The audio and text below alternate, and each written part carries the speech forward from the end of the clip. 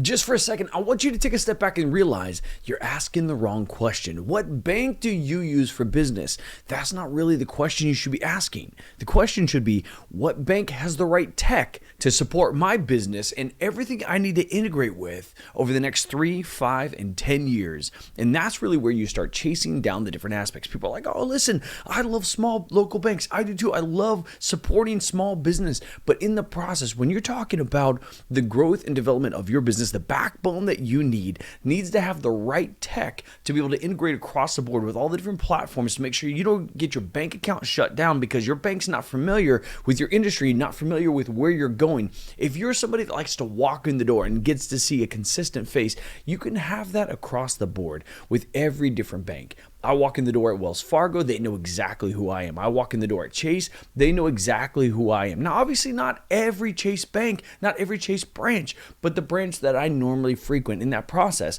When we're talking about growing and scaling a business, it's less about having that warm and fuzzy when you walk in the door. And it's more about the tech integrations that you need to grow and scale. And as you're talking about where your business is going, this is really where you need to sit down, make a list of the integrations and the tech that you need. And if you're a business that doesn't need tech integrations, great. Then it comes down to where you feel most comfortable. It's not like you need to use this bank, you need to use that bank. Walking through the process, when you're talking about layering out the different needs that you have. And if you have no tech needs, then you can really identify what makes you feel the best. Then it's a less of a question for somebody like myself and more of a question for where do you get the best feeling? So then if that's the case, walk into 5 different banks, feel where you feel most comfortable and move forward. Banks have to all fall within the same compliance here in the US. So when you're talking about the different aspects and different growth of your business, talk about the different elements that you can chase after this can make you feel the most comfortable, or make sure that you have the right tech integrations so that you can grow and scale your business. I always love supporting the different small business and the different small local banks. And that's really where when people talk to me about bank accounts and like where they should set up their business bank accounts, I tell them all about the tech side of the coin. But when you're talking about your personal bank accounts, if you want to separate out, have your personal bank accounts at a different bank, that's really where those small local banks come in. That's really where that comfort comes in, those good feelings comes in.